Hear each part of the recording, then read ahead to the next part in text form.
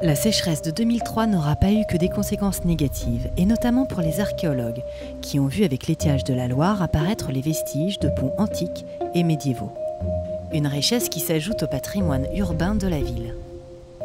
Donc moi, ce que je proposais, c'était que, comme on a déjà ces pieux-là numérotés, il faut qu'on se choisisse en fait, dans ces ensembles-là, ce que l'on a envie de dater.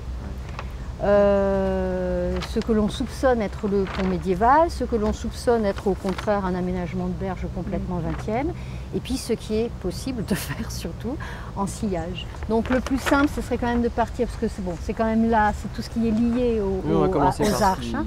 Voilà, essayer de les retrouver, mais l'idée c'est de travailler en priorité là, sur le pont.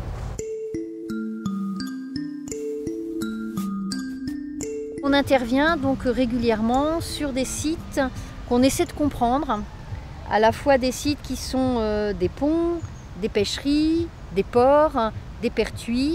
Et on essaie de comprendre comment, à la période médiévale, en fait, les communautés se sont installées et quels ont été les usages du fleuve pour la période médiévale. Il faudrait plus protéger la pointe. Hein. C'est ce qu'on appelle la chaîne de l'humide.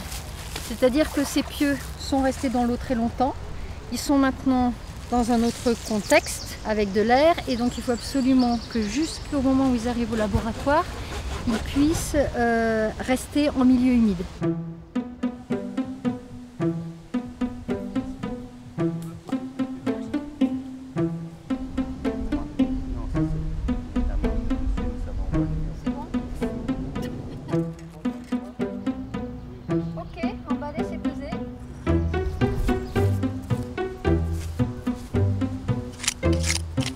Après avoir prélevé les pieux, les archéologues s'intéressent à la pile, et chacun a son interprétation.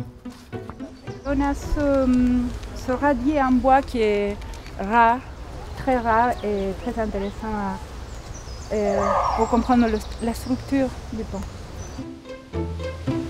Moi je reviens encore sur l'idée du pont habité. J'aime bien cette idée-là, il y a plusieurs états. Il y a plusieurs états avec des bâtiments construits en prolongement des piles. Donc ils replantent des pieux et ils ont bâti des maisons. Côté de... Ouais.